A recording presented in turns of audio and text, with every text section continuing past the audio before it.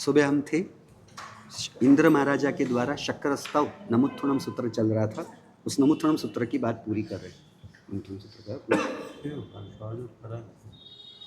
मोक्ष के पामे आवा हूँ मेरे घर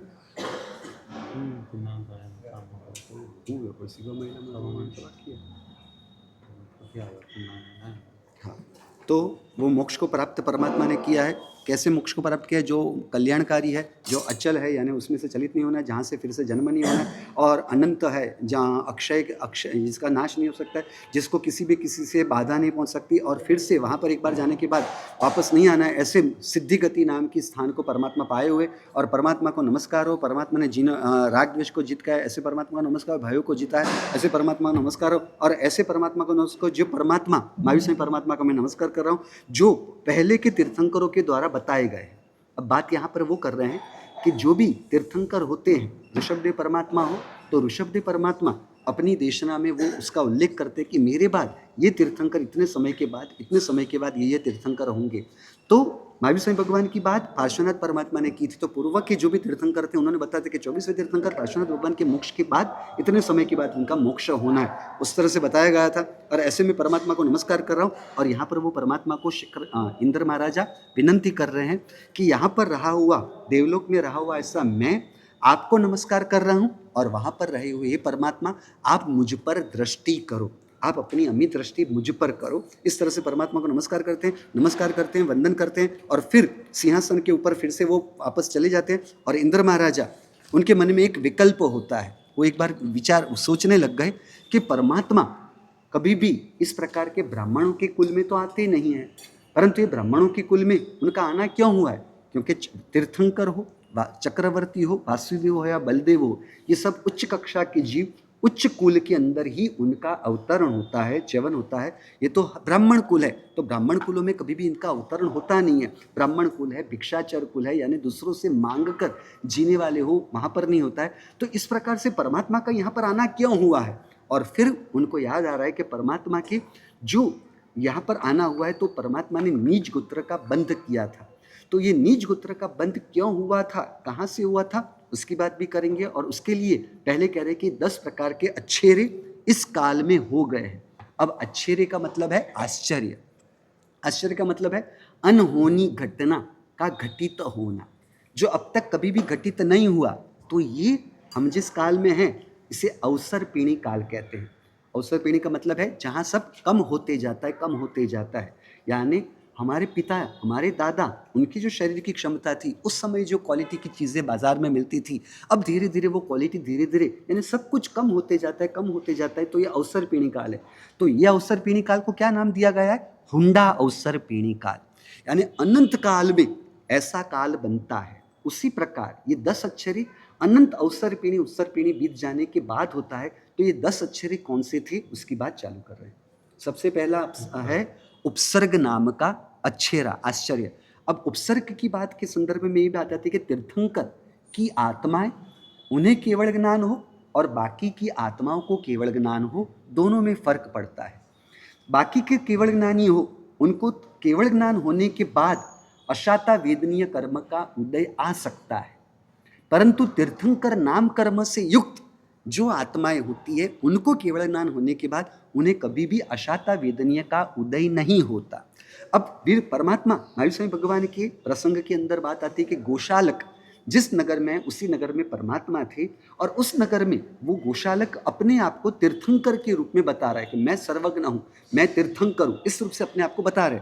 अब अपने आप को इस रूप से बताते हुए लोगों ने, गौतम स्वामी ने परमात्मा को समोसरों में प्रश्न किया कि हे प्रभु, ये जो एक इंसान अपने आप को केवल ज्ञानी तीर्थंकर के रूप में बता रहे, तो ये कौन है? तो परमात्मा ने बताया ये कोई नहीं है, हम जब छद्मस्त काल में दीक्षा लेने के बाद साधना रूप में थे, तब ये हमारे साथ जुड़ गया था। मान न मान मैं तेरा मेहमान, एक मंखली का पुत्र है। रास्ते पर वो जो चित्र बना के पैसा कमाते नहीं है, जो 1 रुपये का 2 रुपये के सिक्के जो लोग डालते हैं, उससे जो जीता है, इस प्रकार से ये जीवन जीता था। इसका जन्म गौशाले में हुआ था, इसलिए इसका नाम गोशालक के रूप में बना हुआ है। और ये गोशालक हमारे साथ जब रहा हुआ था, तब उन्हें एक बार किसी को परेशान करने की वजह से तेजोलेशा किसी ने डाली, और हमने शीतलेशा डाल के उसे तेजोलेशा की अग्नि से बचाया था। और फिर हम ही ने उनको ये तेजोलेशा कैसे सिद्ध की जाती है, अष्टांग विद्या वगैरह उन्होंने दूसरे महात्माओं के पास से सीखकर वो अपने आप को तीर्थंकर के रूप में बता रहा है। बाकी वास्तविक रूप से वो तीर्थंकर नहीं। ये खबर पहुंची गोशालक के पास और गोशालक परमात्मा के पास आता है। तब परमात्मा ने सभी महात्माओं को कह दिया था कि आप कभी यहाँ पर गोशालक आए तो आप उसके मुंह मत लगना, क्योंकि उसके साथ बात करने में कोई मजा नहीं है। यानी कहने का मतलब है जो समझदार नहीं, जो विवेकी नहीं, जो परिपक्व नहीं, उसके मुंह लगना वो समझदार विवेकी परिपक्व जीव को शोभा देता नहीं है। तो परमात्मा ने मना कर दिया और उस समय वो गोशालक परमात्मा के साथ अपशब्द असभ्य व्यवहार करते हुए अब अपने आप को समझते क्या हो इस प्रकार से बोलने लगा। और उस समय सर्वानुभूति और सुनक्षत्र नाम के परमात्मा के दो शिष्य परमात्मा की इस प्रकार की आशात्मा को सहन नहीं कर पाए और न सहन करने की वजह से वो बीच में आ गए। और जैसे वो बीच में आए तो उन्होंने गोशालक ने गुस्से में आकर उसके ऊपर तेजोलेशा डाल के उनको जला दिया। यहाँ पर परमात्मा की आज्ञा का भंग दो महात्माओं ने किया है, ऐसा अर्धघटन कहीं पर भी बताया नहीं है।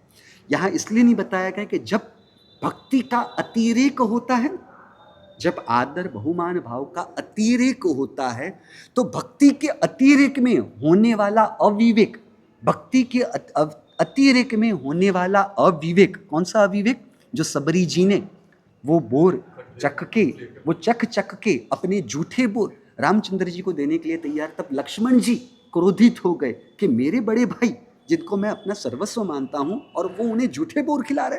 तो वहां पर स्पष्ट होता है कि यहाँ भक्ति का अतिरेक है, मेरे रामचंद्र जी को खट्टे बोर खाने की नौबत ना आए। तो वहां भक्ति का अतिरेक होते हुए भी वह आशातना नहीं। उसी प्रकार यहाँ पर भक्ति का अतिरेक होने की वजह से परमात्मा की आज्ञा का वो भंग कर रहे हैं, ऐसा अर्धघटन नहीं होता। मेरे परमात्मा को तकलीफ हो वो मैं नहीं देख सकता, उस प्रकार की सोच से वो परमात्मा के आगे आ गए, तेजोलेशा से उनको जला दिया और फिर उन्होंने परमात्मा के ऊपर तेजोलेशा डाली। और वह तेजोलेशा परमात्मा को जला तो न सकी, क्योंकि परमात्मा एक 63 शलाखा पुरुष होने की वजह से उनके ऊपर इस प्रकार की कोई विद्या काम नहीं करती। परंतु वो तेजोलेशा परमात्मा को 3 प्रदक्षिणा देकर वो तेजोलेशा वापस उन्हीं के शरीर में प्रवेश कर जाती है और उस तेजोलेशा से 7 दिन के बाद गोशालक वो खत्म हो जाते हैं, उनका अवसान होता है। परंतु परमात्मा की जो 3 प्रदक्षिणा की प्रक्रिया है, परमात्मा को मारने में वो निमित्त नहीं बनी, परंतु परमात्मा को उसकी वजह से 6 महीने तक खून के दस्त हो गए हैं। और वो खून के दस्त के बाद परमात्मा ने सी गुफावासी मुनि को सी अणगार को बुलाया और सी अणगार को बुलाकर रेवती श्रावी का उनके वहाँ से कोड़ापक परमात्मा ने उसके द्वारा वहराने के लिए उनको भेजा। और उस कोड़ापाक से पारणा करने के बाद परमात्मा की यह स्थिति हुई। अब परमात्मा को जो खून के दस्त हुए थे उसके लिए हमारे आगमों में तो बात आती है, परंतु बौद्ध ग्रंथों में भी वहाँ पर भी बात आती है कि परमात्मा के पांव वो खून के दस्त होने की वजह से परमात्मा की शरीर इतना सिकुड़ गया था, इतना शुष्क हो गया था, खून इतना सारा कम हो गया कि परमात्मा के पाँव की हड्डियाँ जैसे कि कोई कबूतर के पाँव न हो, उस तरह से परमात्मा की स्थिति हो गई थी। और परमात्मा अब नहीं जाने वाले, परमात्मा भी देह त्याग करके मोक्ष में चले जाने वाले, इस प्रकार की लोगों में बात हुई थी। यह वृत्तांत की बात वहाँ पर उसका वर्णन बौद्ध के आगमों में आता है, त्रिपिटक के ग्रंथों में बताया गया। अब यहाँ पर बताने का प्रयत्न यह है कि परमात्मा को ये जो उपसर्ग हुआ, भले मृत्यु नहीं हुई परंतु परमात्मा पर ये आपत्ति तो आई ना, तो यह एक आश्चर्य था। अब इसके द्वारा हमें यह समझने मिलता है कि तीर्थंकर जैसी तीर्थंकर की आत्मा, उनके ऊपर जब कोई बाधा आने वाली हो उनके कर्म के उदय की वजह से, तो उस समय सर्वानुभूति और सरसू नक्षत्र जी उनको दोनों को जलाते हुए भी लोगों ने सबने देखा। तो परमात्मा की सेवा में रहने वाले अवधि ज्ञानी कम से कम 1 करोड़ देवता होते ही है, अधिक देवता होते हैं। तो किनको किसी को भी वो अवधि ज्ञान से जानने की इच्छा नहीं हुई कि ये गोशालक परमात्मा को परेशान तो नहीं करेंगे। परमात्मा के गणधर है जो 14 पूर्वधारी है, अवधि ज्ञानी मनोप्रयोग ज्ञानी भी है, उनको भी कहीं भी किसी को भी यह विचार नहीं है कि मैं देख तो लूँ ये क्या करने वाले हैं। यदि किसी ने भी देखा होता तो सबको किसी न किसी को पता चल ही जाता था कि परमात्मा को ये गोशाला तेजोलेशा से जलाने वाला है, तो वो गौशाला को रोक सकते थे। परंतु किसी को भी यह जानने की इच्छा ही नहीं हुई, अपने ज्ञान का उपयोग करने के लिए भी किसी ने कोई प्रयास किया ही नहीं। ये क्या था? परमात्मा के कर्म के उदय से सबकी बुद्धि उस समय शांत हो गई कि इस प्रकार से कोई संशोधन करे। ये पहला उपसर्ग हुआ परमात्मा को, ये पहला आश्चर्य। दूसरा आश्चर्य है गर्भहरण। तो अब यहाँ पर वह प्रक्रिया होने वाली है कि कभी भी एक जीव को एक स्त्री के गर्भ में से लेकर दूसरी स्त्री में वो संक्रमण यानी उसे शिफ्ट करने की प्रक्रिया नहीं होती है, परंतु यहाँ परमात्मा को शिफ्ट करने की प्रक्रिया होने वाली है। अब उसके ऊपर मैं विस्तार करने जाऊंगा तो समय आपके पास एक समय कि 1 2 3 हाँ क्या यानी 1 2 2 सामयिक यानी तीसरी तो नहीं, उसके लिए तो मना कर दिया अरविंद जी। अभी अरविंद जी को नरपत जी को तो कई बार ऐसे लोगों को ऐसा होता है कि प्रवचन और कोई नहीं जाएगा तो अपने संघ का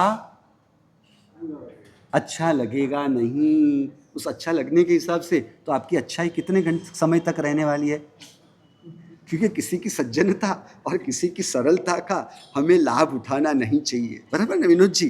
तो आपकी सज्जनता और आपकी उदारता कितने समय की है? वो बहुत होशियार है, महाराज साहब को बोलेंगे तो फंसेंगे, नहीं बोलने में ही अच्छा है, इस तरह से सोचा हुआ है। गर्भहरण की प्रक्रिया में भी बहुत सारी गहराइयों को समझने जैसा है। 3 लोग इकट्ठे हुए हैं, एक है वीर प्रभु, दूसरे हैं त्रिशला माता और तीसरे है देवानंदा ब्राह्मण। अब देवानंदा ब्राह्मणी उनका गर्भहरण होकर वो त्रिशला माता की कुक्षी में उनको लेके जाना यानी लेके जाने की प्रक्रिया होगी, और त्रिशला माता की कुक्षी में जो पुत्री है उन पुत्री को देवानंदा ब्राह्मणी की कुक्षी में शिफ्ट किया जाएगा। अब यह घटना इनकी भी जुड़ी हुई होगी और वीर परमात्मा का नीच गोत्र वो भुगतना बाकी है। यह घटना तीनों की जुड़ी हुई है। तो देवानंदा ब्राह्मणी और त्रिशला माता इस पिक्चर में कैसे आ गए, कहाँ से आ गए? तो पूर्व भाव में देवरानी और जेठानी के रूप में राजा की अनेक पत्नियों में ये दोनों रानी के रूप में है, और एक ने 9 लखा हार, हीरे का बड़ा हार, एक ने दूसरे का हार चुराया और वो चुरा के अपने पास रखा, दबा के रखा हुआ है। अब वो चुराया हुआ हार राजमहल में रहना है, हार पहन के तो घूम नहीं सकेंगे क्योंकि पहनेंगे तो पता चल जाएगा। अब त्रिशला माता का हार किसने चुराया था? देवानंदा का हार, हाँ, त्रिशला माता का हार देवानंदा ब्राह्मणी के जीव ने चुरा लिया था। अब 82.5 दिन तक यह घटना चोरी की चालू है। अब यहाँ त्रिशला माता अत्यंत दुखी हो रहे हैं कि मेरा हार, मेरा हार, मेरा हार, मेरा हार, मेरा हार, मेरा हार। ये क्या हुआ? एक और देवानंदा के जीव ने हार चुराने की प्रक्रिया रूप से गलती की, बराबर है, परंतु त्रिशला माता के जीव ने यदि आर्त ध्यान नहीं किया होता तो क्या होता? यह परंपरा आगे चलती नहीं। समझ रहे हो? 2 इंसानों के सामने सामने से देवानंदा ब्राह्मणी ने अशुभ क्रिया की, परंतु त्रिशला माता ने भी सामने अशुभ क्रिया का ही प्रतिसाद दिया है। उस वजह से क्या हुआ? ये दुखी है, इसलिए दोनों का एक दूसरे का मिलना आवश्यक था, अनिवार्य था। अब देवानंदा ब्राह्मणी जो जीव रानी के रूप में है वो त्रिशला माता को इस प्रकार से दुखी देख नहीं पाते, और 82.5 दिन के बाद उनको अफसोस होता है, पछतावा होता है कि मैंने ये क्या कर दिया, और उस हिसाब से बाद में उन्होंने वो हार उनको लौटा दिया। अब यह लौटा देने की प्रक्रिया थी, इसलिए यहाँ पर देवानंदा ब्राह्मणी वहाँ यहाँ पर उस प्रकार से वो परमात्मा के पुत्र रत्नों को चुराने वाले बने। वो 9 लखा हार था ना, रत्न का हार था, तो ये परमात्मा तो जगत के रत्न रूप है, जगत के रत्न रूप है। तो यहाँ इनके द्वारा यहाँ रहने की प्रक्रिया, और फिर त्रिशला माता के पास वो हार पुत्र रत्न परमात्मा रूप है वो वहाँ पर चले गए। और ऋषभ मरीचि के भाव में वीर प्रभु ने निज गोत्र बांधा था, वो अहंकार करने के द्वारा, जो आज के प्रवचन में आना है, तो उनका भी वो 82.5 दिन का कर्म भुगतना बाकी था। अब इसके अंदर हमें 2 चीजें मिलती है, एक को कहते हैं भवितव्यता और दूसरे को कहते हैं कर्म। अब सबको अपने अपने कर्म पूरे करने थे, एक दूसरे की प्रक्रिया जो एक दूसरे के साथ उन्होंने जो पूर्व के भाव में रानी के रूप में की थी, इसलिए वो भी सब पूरा करना था। परमात्मा को अपना निज गोत्र कर्म भी पूरा करना था। तो यह सबको अपने अपने जो कर्म पूरे करने थे, वो कर्म पूरे करने के लिए जो पूरी सिस्टम जो तैयार करके देगा, यानी वो पूरा सीन, वो सीनरी तैयार करने का काम किससे होता है? भवितव्यता से। जो होना है वो होकर ही रहता है। तो ये भवितव्यता ने कर्म के उदय से जो एक दूसरे की प्रक्रिया को पूरी करनी थी, वो भवितव्यता ने वो परिस्थिति का, वो सीन का निर्माण करके दिया हुआ है। बात समझ रहे हो? यानी हमारे जीवन में जो घटना घटित हो रही है वो कर्म के उदय से, जीवों के साथ के ऋणानुबंध से और भवितव्यता के आधार पर यह क्रिया होती है। यानी जो पहले से निश्चित है वही होना है। इसका मतलब यह नहीं कि हम पुरुषार्थ ना करें, हमें पता नहीं कि हमारी भवितव्यता कैसी है, हमारे कर्म कैसे, इसलिए हमें पुरुषार्थ करने में कहीं पर भी मेरे लिए वर्तमान के समय के अनुसार मैं जिस स्थान पर हूं और मुझे जिस जगह तक पहुंचना है, तो मेरे लिए कर्तव्य क्या है, मुझे क्या प्रयास करना चाहिए, उस प्रयत्न के अंदर हमें कभी भी किसी प्रकार की कमी नहीं रखनी है।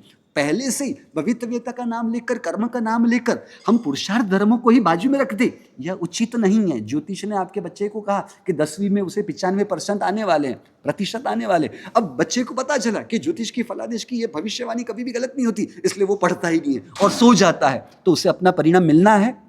ये कर्म से जो फल मिलना है उसके लिए पुरुषार्थ की आवश्यकता है। बिना पुरुषार्थ के भी कर्म अपना फल नहीं दे सकता। तो हमें क्या करना है, हमें अपने कर्म के बारे में पता नहीं, हमें अपनी भवितव्यता के बारे में पता नहीं, तो हमें अपने लिए जो उचित पुरुषार्थ के रूप में करना है वो पुरुषार्थ में हमें कमी नहीं रखनी। और पुरुषार्थ करने के बाद जो भी परिणाम हमें प्राप्त होता है उस परिणाम के समय में हमें भवितव्यता को लाना है, उस परिणाम के समय में हमें कर्मों को लाना है कि ये जो भी हुआ मैंने किया इसलिए नहीं, परंतु ऐसी भवितव्यता थी इसलिए ऐसा हुआ, मेरे कर्म ऐसे थे इसलिए ऐसा हुआ। इससे क्या होगा कि हम अपने प्रयत्न में कमी भी नहीं रखेंगे और प्रयत्न के परिणाम में जो कर्ता परिणाम कि मैंने किया इसलिए हुआ, वह कर्ता परिणाम से अहंकार भाव को भी पुष्ट नहीं करेंगे। इस तरह से पुरुषार्थ धर्म, कर्म, भवितव्यता, काल, इन सब का संतुलन जो कर सकता है वही वास्तविक रूप से मोक्ष मार्ग को समझ पाया है।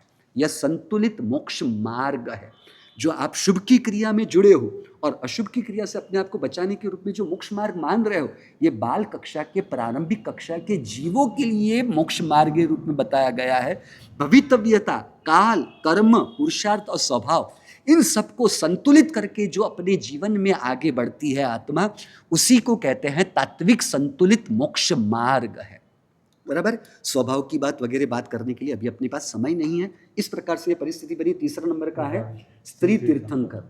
अब स्त्री तीर्थंकर कभी भी पुरुष ही होते हैं आकृति से, परंतु 19वें तीर्थंकर मल्लीनाथ परमात्मा वे स्त्री की आकृति के रूप में तीर्थंकर बने हैं। तो पूर्व के भाव में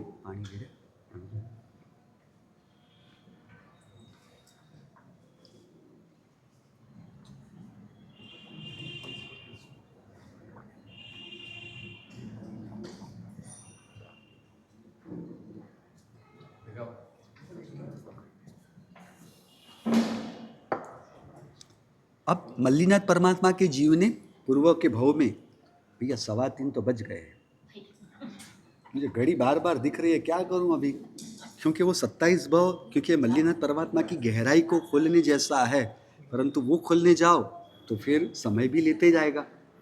अब परमात्मा, मल्लीनाथ परमात्मा के जीव ने पूर्व के भाव में माया की थी। अब हमने सुबह को जो बात नहीं की, वेद के 2 प्रकार है, पुरुष वेद, स्त्री वेद, नपुंसक वेद की जो बात है ना, इन तीनों वेद के 2 प्रकार बनते हैं।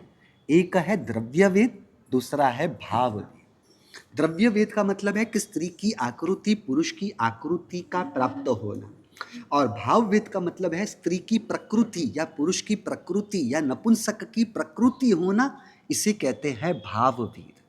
अब परमात्मा को आकृति स्त्री की मिली है, यानी कौन सा वेद था, ये द्रव्य वेद इनके है। अब ये द्रव्य वेद कर्मबंध किससे होता है, भाव वेद से, यानी स्त्री की आकृति पूर्व में स्त्री की प्रकृति का आचरण हुआ हो, उसी से स्त्री वेद का बंध होता है, जिससे स्त्री की आकृति प्राप्त होती है। बराबर। तो परमात्मा के जीव पूर्व के भाव में अपने राजा के रूप, राजा राजकुमार के रूप में है, और राजकुमार खुद है और उनके 6 मित्र हैं, और वो 6 मित्र भी उसी प्रकार के राज परिवार की कक्षा के, नगर सेठ के बच्चे हैं या सेनापति के बेटे हैं, इस प्रकार मंत्री के बेटे हैं। तो इस प्रकार के 6 मित्रों के साथ ये पुरुष की आकृति में ही है, यानी 7 मित्रों की यहाँ पर जोड़ी है। अब परमात्मा राजकुमार, यानी उस रूप से वो थोड़े होद्दे से देखा जाए, पद से देखा तो बड़े, तो बाकी की 6 इनका अनुकरण हर परिस्थिति में करते हैं, और इनके अंदर में सूक्ष्म अहंकार बना हुआ है कि मैं राजा का बेटा हूं, मैं राजकुमार हूं। वो भीतर में अहंकार बना हुआ है। बाहर से सरलता वाला व्यवहार कर सकता है, क्योंकि अहंकारी जितना बाहर से दिखावा सरलता का, नम्रता का कर सकता है ना, वास्तविक सरल और नम्र इतना व्यवहार नहीं दिखा सकता। ऐसा होता है नहीं होता? नहीं समझे मैंने क्या कहा? भीतर से अहंकार में रहने वाला इंसान वो बाहर में जितना सरलता और नम्रता का दिखावा कर सकता है ना, जो हकीकत में सरल और नम्र होते हैं वो इतना वास्तविक रूप से व्यवहार नहीं कर पाते। समझ रहे हो?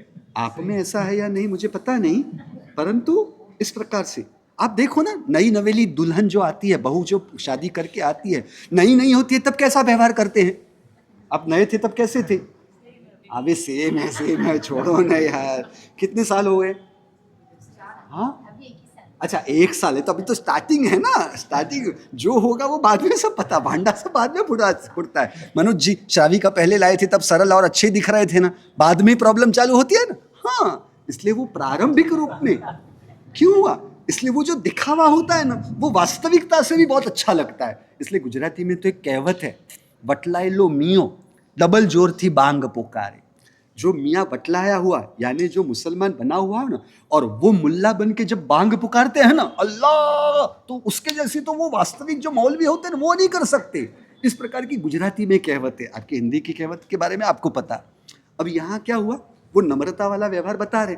अब ये जो कुछ भी करते हैं बाकी के छह इनका अनुकरण करते हैं। ये कहते हैं चलो खेलने के लिए जाना है, चलो खेलने के लिए जाना, ये कहते हैं कि चलो हमें ये करना है तो चलो हम ये करना है। और इसी दौरान परमात्मा के जीव को वैराग्य भाव होने पर संसार के त्याग के भाव हुए और उन्होंने अपने दीक्षा की भावना व्यक्त की, तो बाकी के छह आप दीक्षा लेते हो तो हमें भी दीक्षा लेनी है, इतने सरल है। और परमात्मा के साथ वे भी दीक्षा लेते हैं।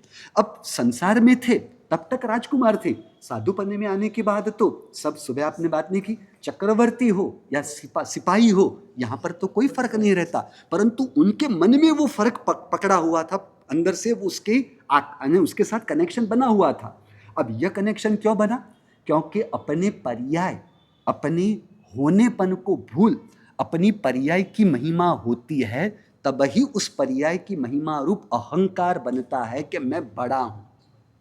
यदि अपने होनेपन से देखा जाए तो मैं जो हूं वही तो जगत के सर्व जीव है। आप और हम अलग है अवस्था से, मूल स्वरूप से तो जगत के सर्व जीव एक समान ही है। फिर वो कीड़े मकोड़े हो, वनस्पति हो या परमात्मा हो या सद्गुरु हो, आत्मा के रूप में सब समान है। वो दृष्टि उनकी नहीं, तभी व्यक्तित्व के रूप में उसकी महिमा रूप अहंकार बना हुआ है। अब दीक्षा लेने के बाद भीतर में वही अहंकार बना हुआ है। अब वह अहंकार बना हुआ परंतु अंतर में साधुपनी की, गुणस्थानक की परिणति बनी हुई है। अब इसे थोड़ा खोल के समझना होगा। अब कषाय के जो 4 प्रकार बताए हैं ना, क्रोध, मान, माया, लोभ, इन हर कषाय के 4 प्रकार होते हैं।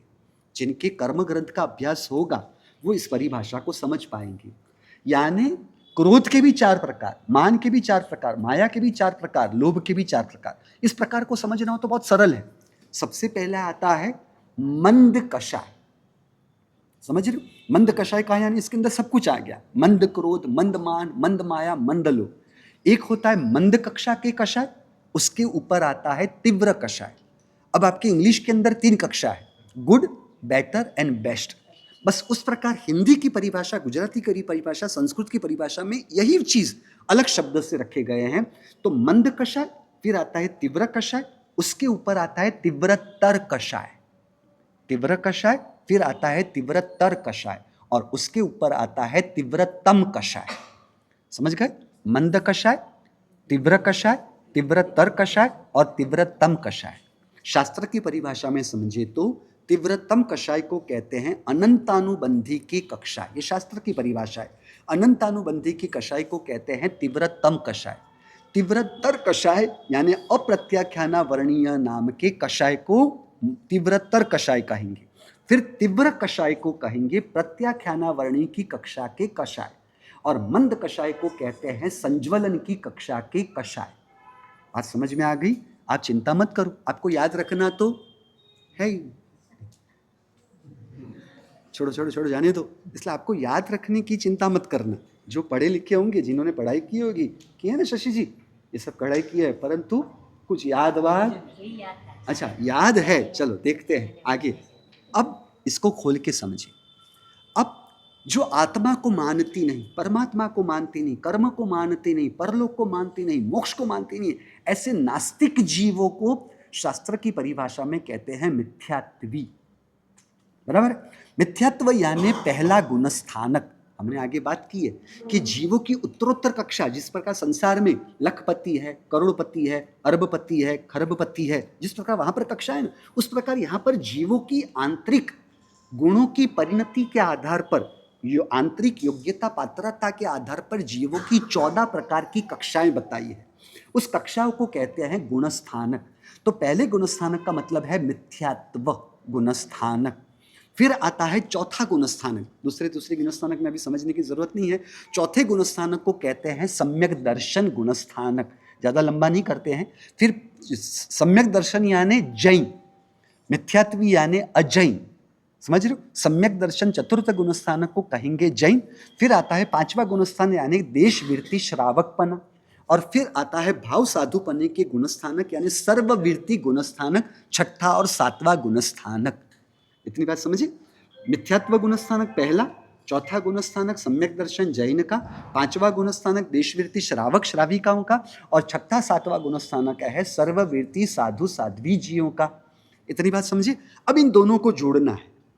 तो मिथ्यात्व गुणस्थानक में मिथ्यात्व के साथ किस प्रकार के कक्षाएं होते हैं?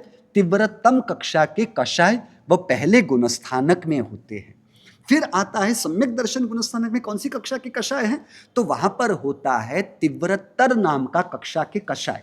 बराबर है। श्रावक पने में जो होते हैं तो उनके कौन से कषाय होते हैं? उनके होते हैं तीव्र कषाय, समझ रहे हो। और साधु पने में जो कषाय हैं उसे कहते हैं मंद कषाय।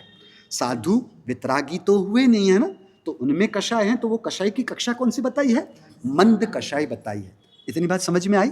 अब परमात्मा के जीव ने जो दीक्षा ली थी ना, वो भाव साधुपने के गुणस्थानक में थे, यानी मंद कक्षा के कषाय थे, समझ रहे हो। अब इसके साथ और तीसरी बात को भी जोड़ना होगा। अब जब पहले गुणस्थानक में कोई भी आत्मा होती है, मिथ्यात्व गुणस्थानक में जहां तीव्रतम कषाय है, तो वहां पर पुरुष वेद का भी कर्म बंद होता है, स्त्री वेद का भी कर्म बंद होता है, और नपुंसक वेद का भी कर्म बंद होता है। इतनी बात समझे। अब सम्यक दर्शन गुणस्थानक में हो तो ना, सम्यक दर्शन नहीं, दूसरे गुणस्थानक में हो तो कौन से वेद का कर्म बंद होता है? तो दूसरे गुणस्थानक में नपुंसक वेद का कर्म बंद नहीं होता, परंतु पुरुष वेद और स्त्री वेद का ही कर्म बंद होता है। चतुर्थ गुणस्थानक यानी सम्यक दर्शन गुणस्थानक में प्रवेश हो जाने के बाद ना नपुंसक वेद का कर्म बंद होता है, ना स्त्री वेद का कर्म बंद होता है, मात्र पुरुष वेद कर्म का ही बंद होता है। यह बात समझिए।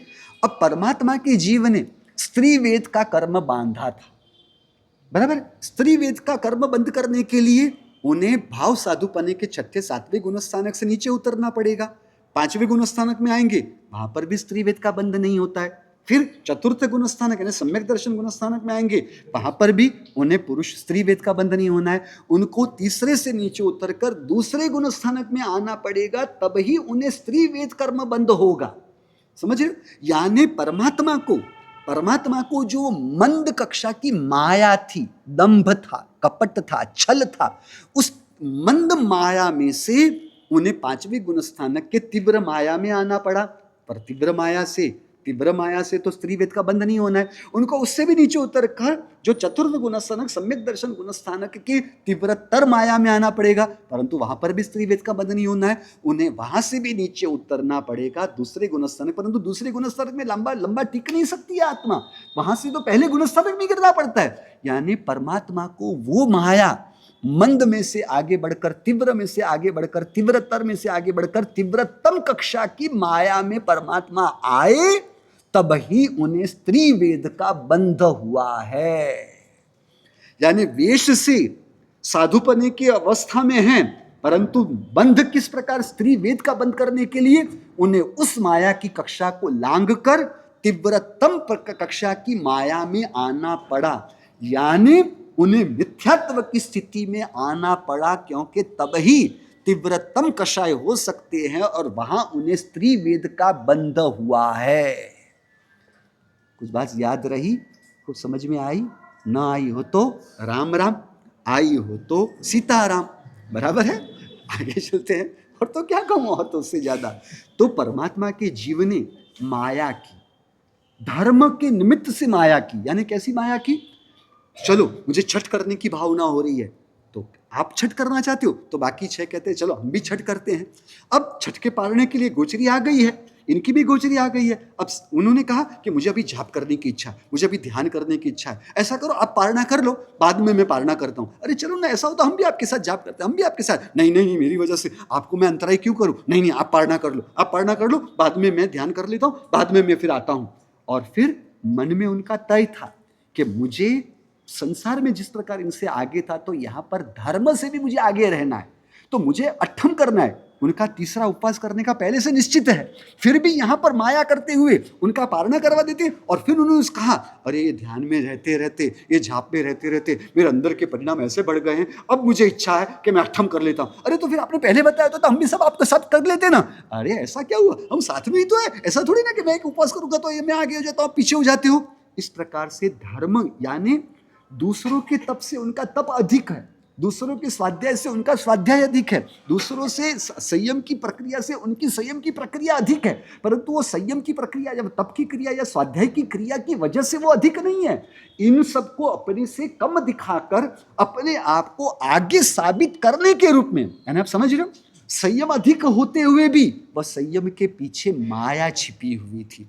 इस माया के आधार पर उन्होंने संयम की आराधना, तप की आराधना, स्वाध्याय की आराधना अधिक की है, परंतु वो माया रखी थी, उस कारण से वे मिथ्यात्व गुणस्थानक तक गिरे हैं।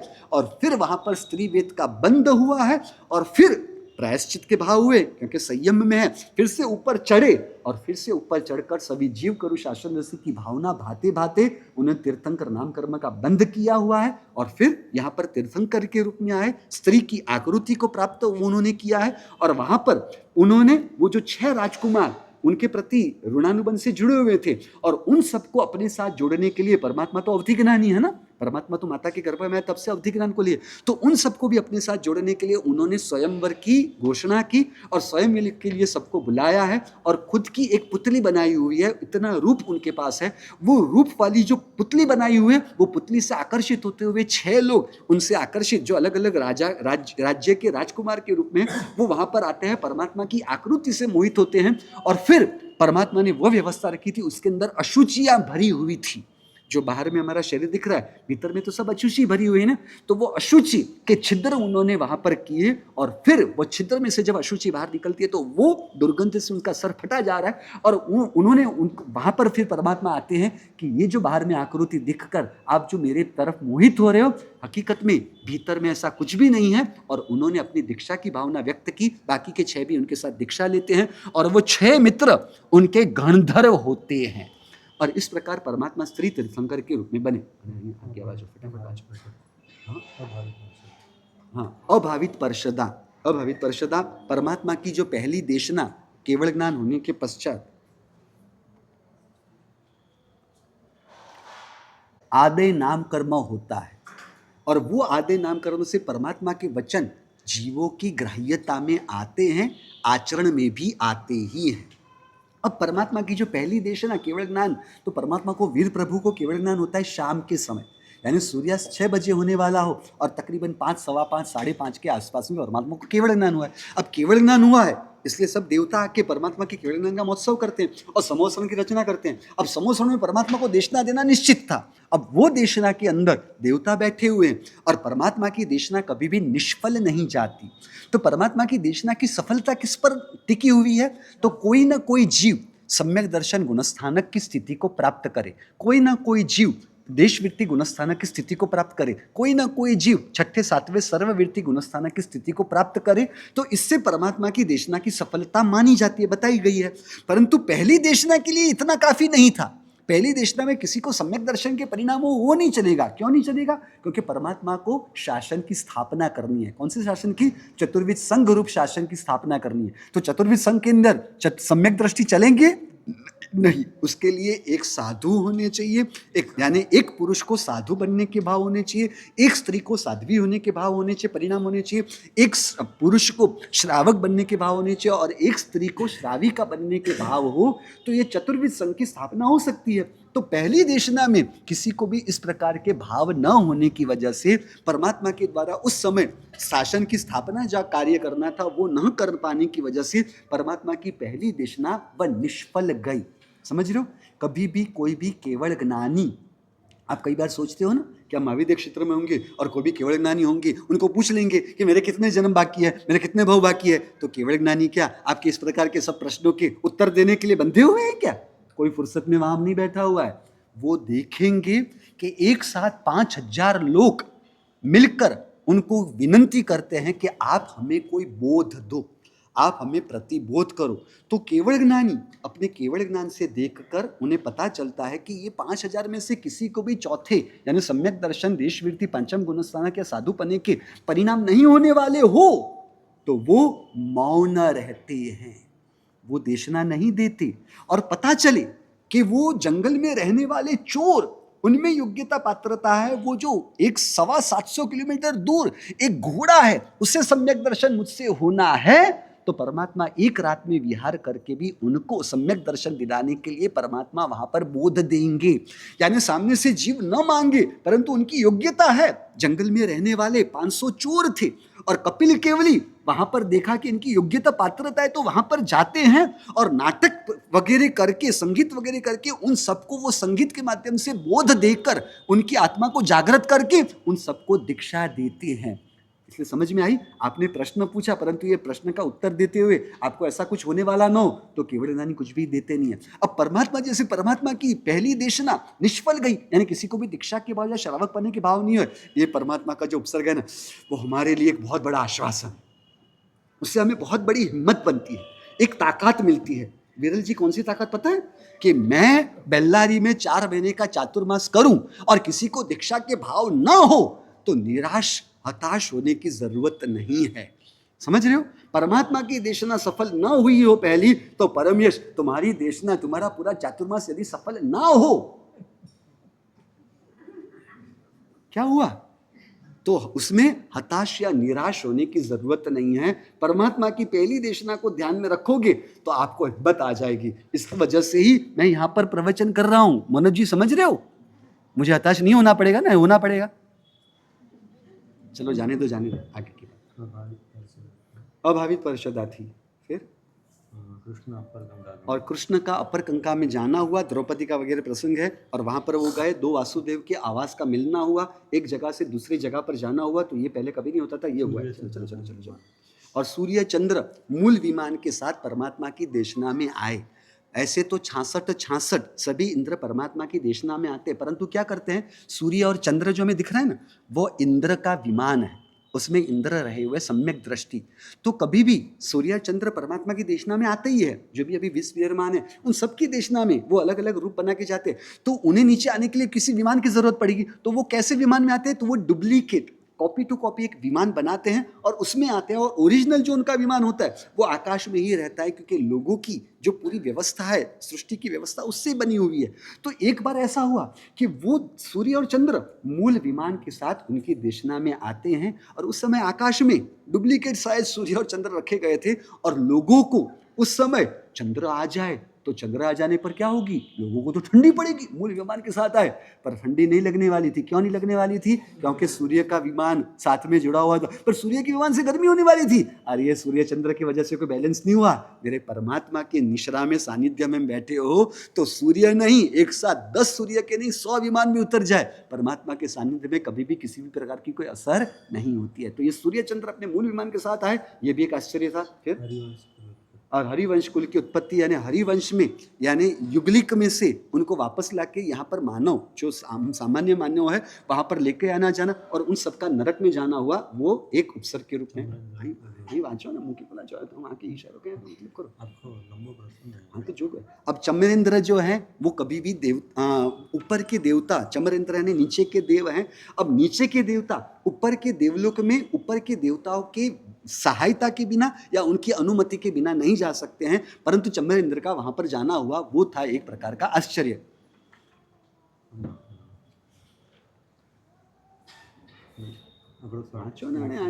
एक समय में 108 जन से मोक्ष में गए, कारण इसे अच्छेरा कहा। 10वें नंबर के अंदर असंयति की पूजा हुई असंयत परमात्मा संयम धारक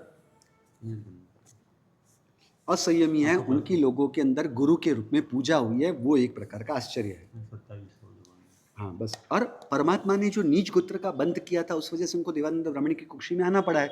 तो ये नीच गोत्र का बंध कैसे हुआ और परमात्मा ने सम्यक दर्शन प्राप्त कहाँ किया? तो परमात्मा वैविधिक क्षेत्र के अंदर एक जगह पर एक कठियारे के रूप में मुखी के रूप में है, और वो मुखी के रूप में अपने कठियारों के साथ, उनके पास कठियारों का परिवार उनके साथ जंगल के अंदर लकड़ी काटने के लिए जाते हैं। आप सब जानते हो प्रसंग को। और वहाँ पर दोपहर का जब समय होता है तब जंगल के अंदर खाना खाने का समय हुआ, तब उन्होंने सोचा कि कोई अतिथि मुझे मिल जाए तो अतिथि को उनकी भक्ति करके बाद में मैं भोजन करूँगा। कहाँ विचार कर रहे हैं? जंगल में, क्योंकि आर्य संस्कृति में है अतिथि देवो भव। तो वहां पर अतिथि का विचार किया और वहां पर अतिथि को ढूंढने के लिए वो खुद भी प्रयत्नशील है और अपने सभी कठियारे, अपने सभी सेवकों को जंगल के अंदर दौड़ाए। चाहो जंगल के अंदर कोई मिल जाए तो लेकर आओ, उनको लेकर आओ, उनकी भक्ति करनी है और उनकी भक्ति कर उनको खाना खिला के बाद में करना है। आपके भी यहाँ पर अरविंद जी ऐसा ही होता है ना, आप खाना खाने के पहले खोजोगे तो सही ना कोई आया है नहीं आया है।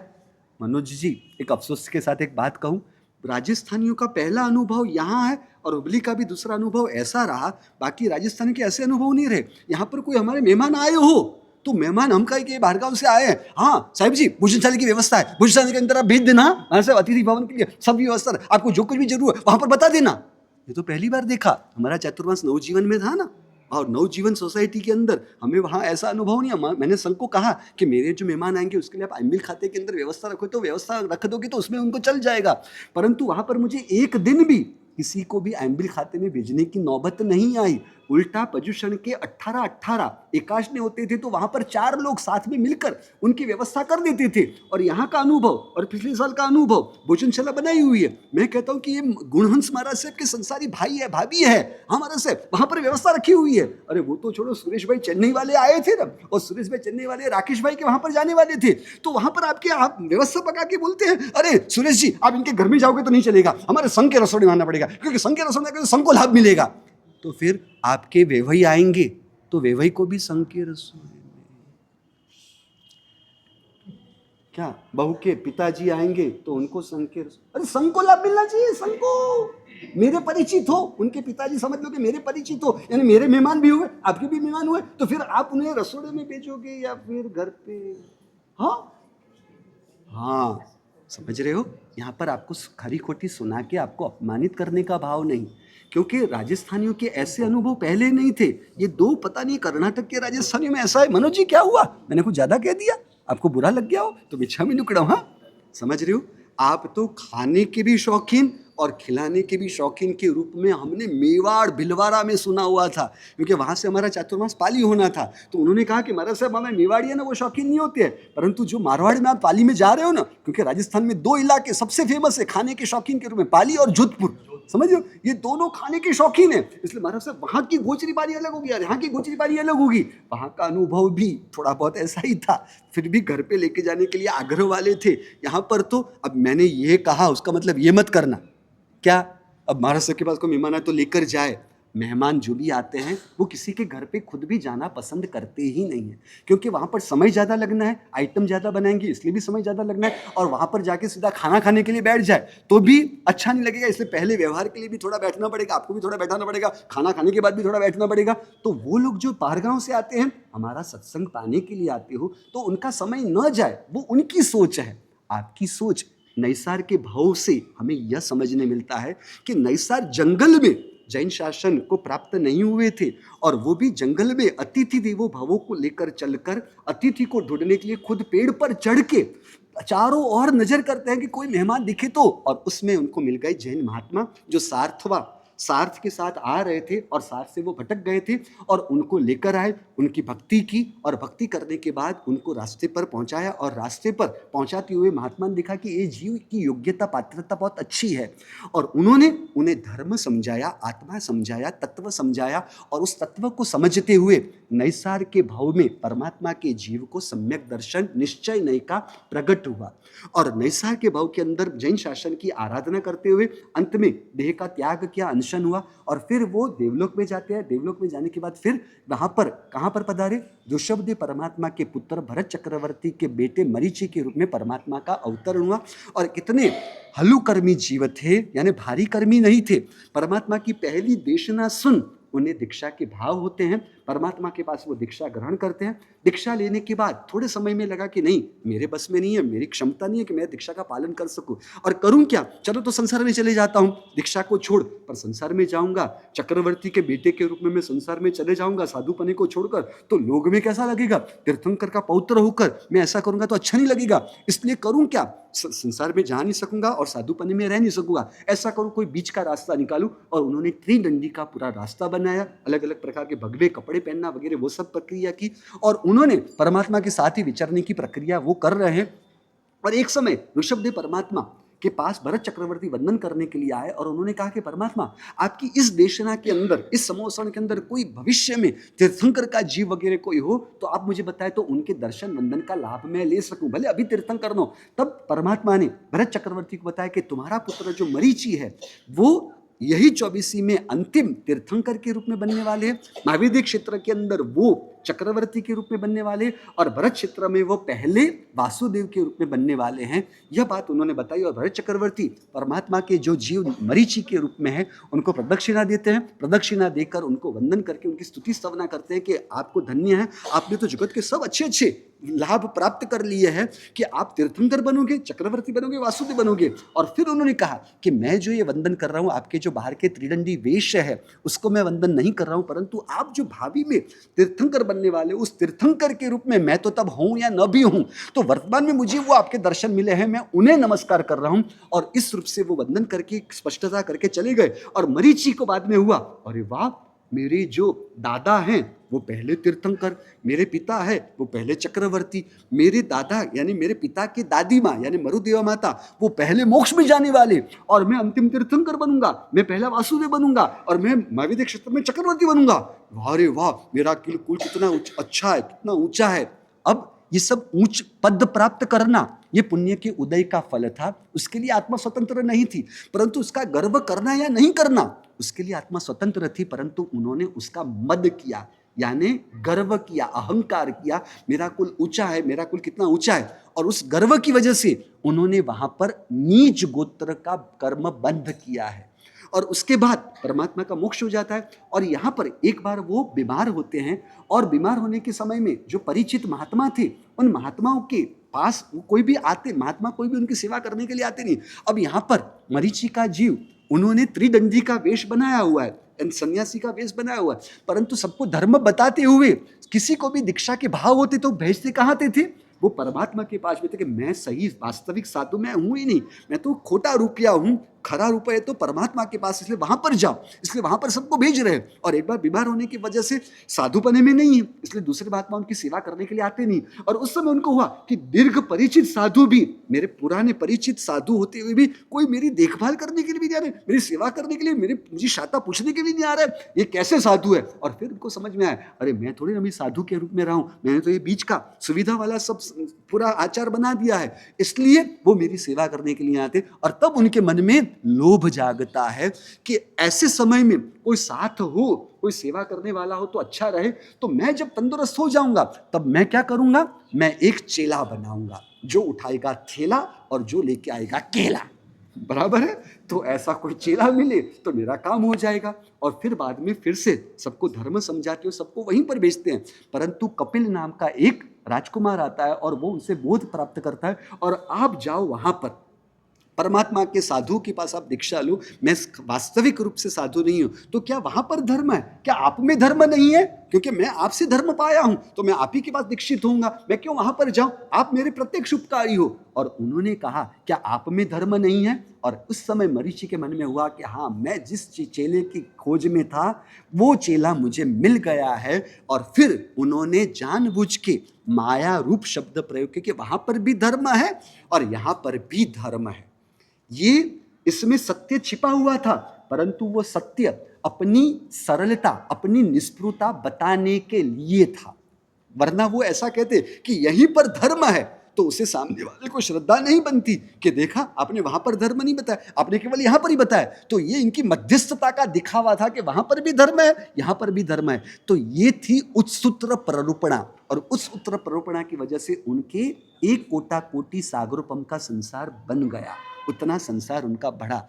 और उस वजह से वो जो अलग अलग भाव में जाते हैं, फिर बाद में देवलोक में जाते हैं, फिर से ब्राह्मण के कुल में जन्म होता है, फिर से देवलोक में जाते हैं, फिर से ब्राह्मण के रूप में। इस प्रकार के अलग अलग उनके भाव के अंदर, एक भाव के अंदर वे बनते हैं त्रिपुष्ट वासुदेव के भाव में। और उस त्रिपुष्ट वासुदेव के अंदर वहां पर वासुदेव के रूप में दीक्षा लेने के भाव तो होते नहीं है, परंतु वहां पर बहुत सारी हिंसा वगैरह, क्रूरता वगैरह के कार्य करते हैं। उस क्रूरता कार्य के अंतर्गत ही एक कार्य है ना, वो कान में जो सैया पालक के कान में उबलता हुआ शीशे का रस डलवाया, वो करने से उनके साथ के ऋणानुबंध भी बिगड़े कि उससे ऐसा कर्म बंधा कि परमात्मा जब तीर्थंकर बनने वाले हैं तब उनके कान में खिले ठोके जाएंगे, खिले लगाए जाएंगे।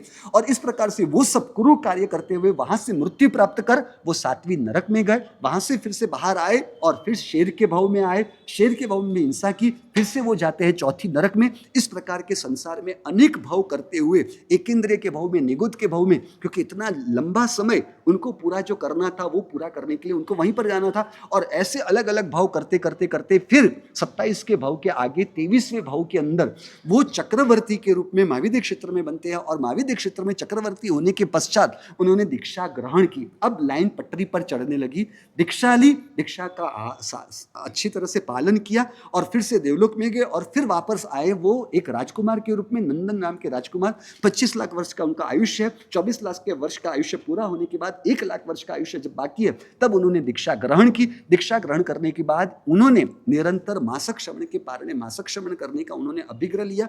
एक मासक श्रवण किया, पारणे में एकाशना करना, और फिर से दूसरा मासक श्रवण चालू करना, फिर पारणे में एकाशना करना, फिर तीसरा मासक श्रवण करना। इस तरह से मासक श्रवण के पचखान उन्होंने लिए और 1 लाख वर्ष के दीक्षा पर्याय में 11,80,645 उन्होंने मासक श्रवण टोटल किए। और उसी दौरान उन्होंने सभी जीव करु शासन रसी की भावना करते तीर्थंकर नाम कर्म का बंध किया और वहां से पुष्पोत्तर नाम के 10वें देवलोक में वो विमान के अंदर देव के रूप में बने। वहां पर 20 सागरोपम का आयुष्य पूर्ण कर अभी भी वो इतना समय बीतने के बाद भी उनके 82.5 दिन का निज गोत्र कर्म पूरा करने का बाकी था। इसलिए वो यहाँ पर देवानंद ब्राह्मणी की कुक्षी में आए हुए हैं और यह सोचते हुए अब हमें कुछ ऐसा करना होगा जिससे परमात्मा भले यहाँ पर आ गए हैं परंतु उनका जन्म तो इस कुक्षी से नहीं होना चाहिए। और उन्होंने हरिनिगमेशी देव को बुलाया।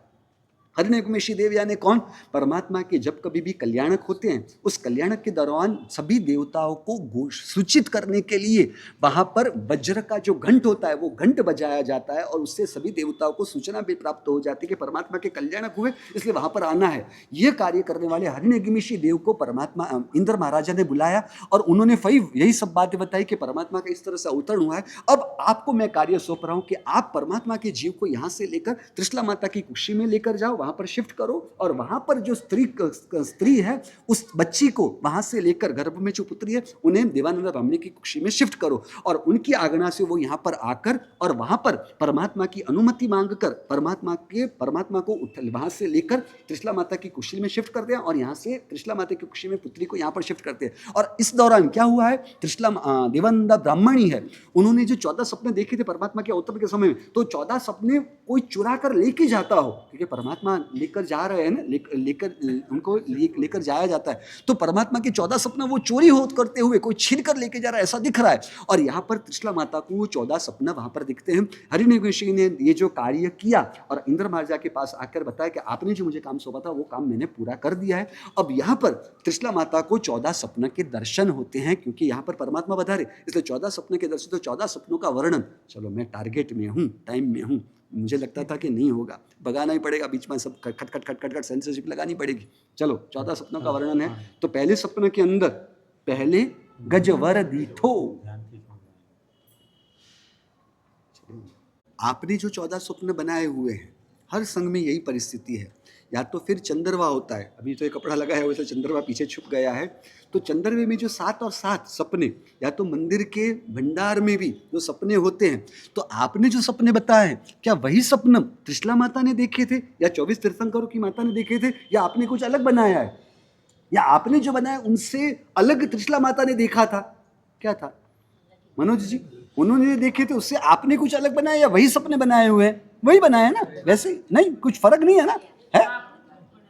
हाँ हाँ, तो आकृति रूप बनाने की मैंने क्या मना कर रहा हूँ। तो आपने जो सपने बनाए वही सपने त्रिशला माता ने देखे या नहीं देखे हैं, वो ध्यान रखना, और उससे पता भी चलेगा कि आप जाग रहे हो या। हाँ, भाई महाराज तो बीच बीच में सो जाते थे, बराबर है, बराबर, परंतु आप सो रहे हो नहीं सो रहे हो वो पता चल जाएगा, बराबर है। और तुलना करना, पता है ना, सब सपने के बारे में याद है ना, पहले फिर दूसरा, चोरी मत कराओ, अरविंद जी को मैं पूछ रहा हूँ। हाँ, दूसरा, हाँ, आज बस में सब चोरी करवा रहे हैं यार, ऐसा कर रहे हो यार, मुझे तो कभी कोई मदद नहीं करता और आप इनको मदद कर रहे हो मनोज जी। चलो जाने दो, पहला सपना, पहले गजवर मीठो।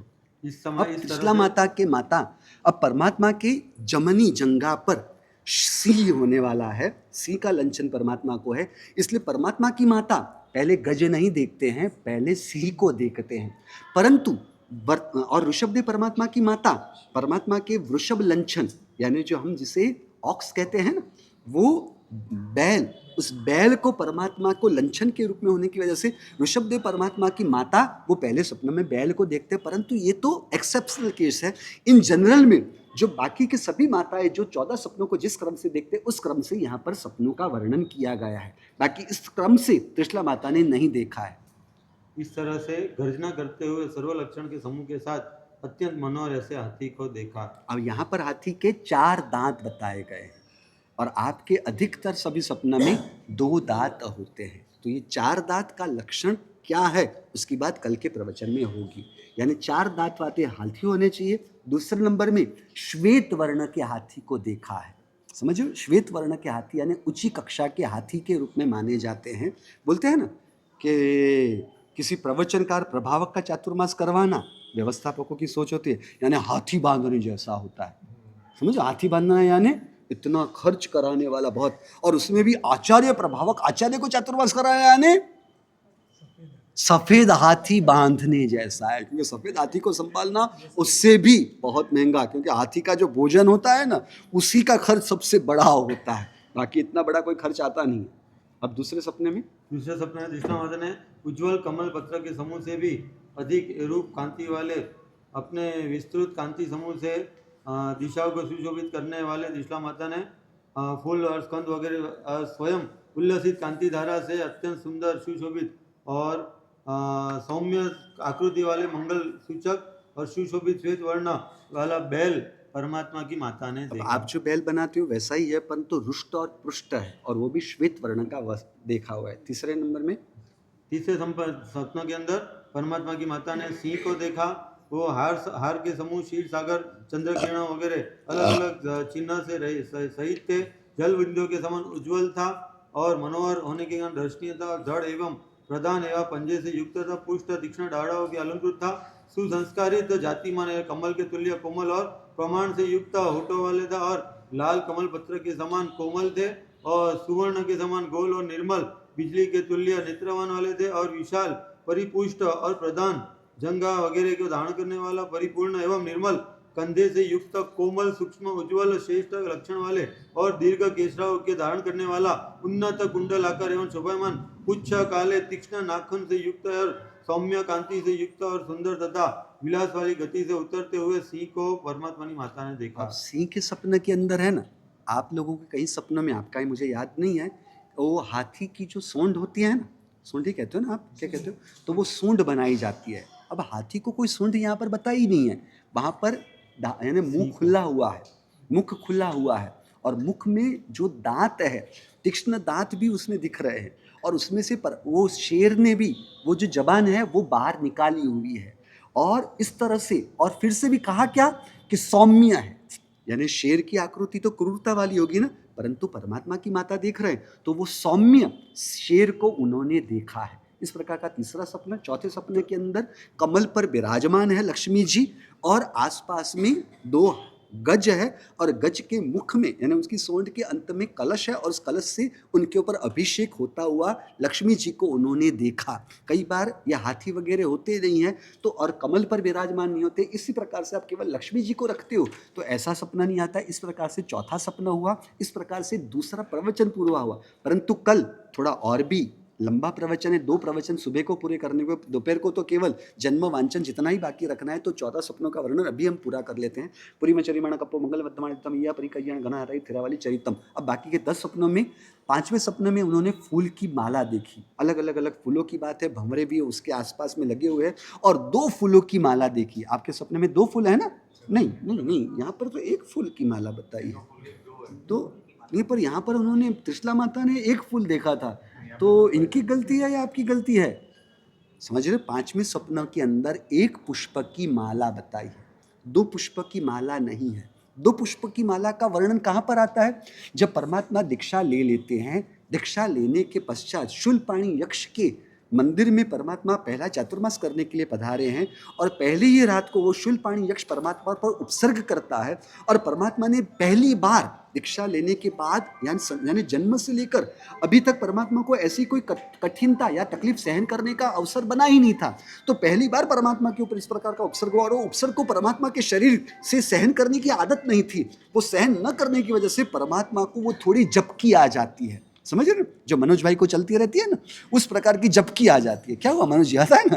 तो वो झपकी आती रहती जाती आती रहती है। तो परमात्मा को वो झपकी आ गई। उस झपकी के अंदर परमात्मा से 10 सपने देखे गए, और वो 10 सपने जो देखे थे उसमें इसका जो 10वां सपना था, उस 10वें सपने के अंदर 2 पुष्प की माला थी, जो निमित्त तक वहां पर उनका अर्थघटन नहीं कर पाते हैं। और परमात्मा ने बताया कि ये 2 पुष्प की माले का मतलब है कि हम जब भी केवल ज्ञान प्राप्त करके शासन की स्थापना करें कि हम तब 2 प्रकार के धर्म को हम बताएंगे, एक है साधु धर्म और दूसरा है श्रावक धर्म।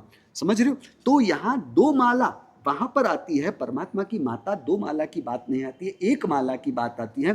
क्योंकि स्त्री, यहाँ पर वो भी वर्णन कि स्त्री अपने सिर पर शोभा के लिए वो माला को धारण करते हैं। यहाँ पर तो पुरुष की भी बात है, क्योंकि पहले के समय में पुरुष भी बाल लंबे रखते थे, और वो भी अपनी बालों की शोभा के लिए इस प्रकार की माला को पहनते थे। आज जो गजरा कहा जाता है ना, उस गजरे के रूप में कितने गजरे रखते हैं?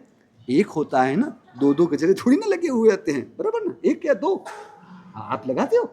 हाँ, तो वो 1 गजरा जो लगाया जाता है, बराबर है, तो वो 1 माला आती है, वहां पर 2 माला नहीं आती है। मैं मजाक कर रहा हूँ, हाँ, अब परिचित तो इसलिए मैं ऐसा कह रहा हूँ, वरना ऐसे करने की हिम्मत नहीं करता, बराबर है। तो 1 माला देखी है, ये था 5वां सपना।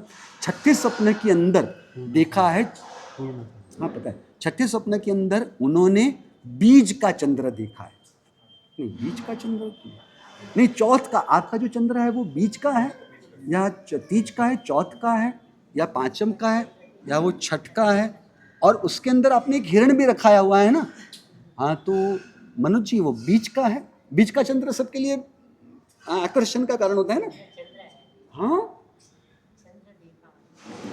क्या? हाँ, तो चंद्र तो वो बीज का है। मैं वो पूछना मैं आप चाहता हूँ कि अरविंद जी वो बीज का चंद्र था, तीज का चंद्र था? क्योंकि माता ने तो पूर्ण चंद्र देखा, पूनम के चंद्र को देखा है, उसके अंदर कोई हिरण बना हुआ नहीं है। लगभग सभी संघों में वो बीच का चंद्र, चौथ का चंद्र, पांचम का चंद्र लगा हुआ होता है, और उसके अंदर वो हिरण लगाया होता है। अरे भैया, हिरण तो कलंक है, और वो जो ऊपर आकाश में जो चांद है ना, उसके अंदर ये कलंक है। परमात्मा की माता ने कलंक रहित हिरण के चिन्ह के बिना का पूर्ण चंद्र, पूर्णिमा का चंद्र देखा हुआ है। यह था 6ठा सपना। चंद्र की सब बातें बताई गई है कि बहुत ही कापूस से भी, बर्फ से भी वो श्वेत वर्ण का है, इस प्रकार के चंद्र की बात हुई। 7वें नंबर के सपने के अंदर उन्होंने देखा है दिनकर। दिनकर का मतलब है सूरज, यानी सूर्य नारायण जी। अब सूर्य को जो उन्होंने देखा था ना, उसके अंदर 2 आंखें भी थी, फिर नाक भी था, फिर होंठ भी थे, और तिलक। क्या आप मना कर रहे हो यार? आपको क्या दिक्कत है? आपकी यहाँ के सपने के अंदर तो ये सब बनाया हुआ होता है ना। तो परमात्मा की माता ने ऐसा सपना नहीं देखा था, उन्होंने तो केवल सूर्य को देखा हुआ है कि जिसके अंदर इस प्रकार के कोई आकार वगैरह बने हुए नहीं होते हैं। हाँ, हिंदू परंपरा में मूर्ति के रूप में जब उनको स्थापित करना हो, उस रूप से वहां पर बना हो तो बराबर है। बाकी आकाश में आप देखोगे, और टेलीस्कोप भी लगा के लेगो, टेलीस्कोप लगा दो सूरज को देखने के लिए, तो आपको ये सब दिखेगा ना? सोनू जी, दिखेगा वहां पर? टेलीस्कोप लगा के, तो वहाँ पर टेलीस्कोप के अंदर 2 आंखें दिखेंगी, वो तिलक दिखेगा, उसमें कुछ नहीं दिखना है। तो फिर टेलीस्कोप से वास्तविक सूरज में भी ऐसा कुछ न दिखता हो तो आपने कहाँ से वो ये आँख बाग सब बना दी है? आर्टिस्ट आप बहुत अच्छे हो, कुछ ना कुछ आर्टिस्ट के रूप में बना देते हो। तो परमात्मा की माता ने इस प्रकार का कुछ भी नहीं देखा, सूर्य को देखा हुआ है। उस और 7वें सपने के बाद आता है 8वां सपना, ध्वजा, हाँ ध्वज।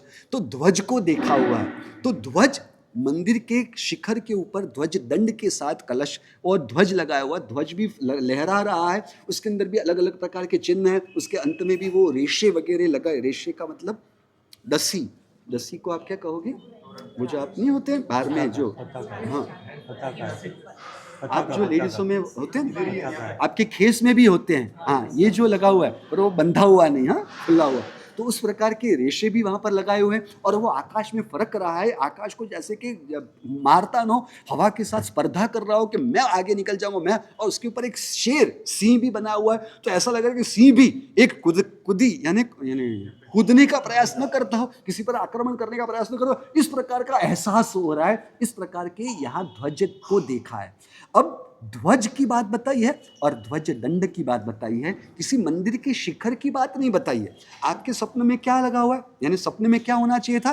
ध्वज दंड और केवल वो पताका यानी ध्वजा होनी चाहिए थी, परंतु आप में होता ऐसा है, शिखर बड़ा हो जाता है और ध्वज दंड और ध्वजा एकदम छोटी सी हो जाए। इसलिए अनजान इंसान को, जिसको इसके बारे में पता न हो, वो तो क्या समझ लेता है कि मंदिर के शिखर को देखा था। तो मंदिर के शिखर की बात भी यहाँ पर नहीं आती है। ये था 8वां स्वप्न।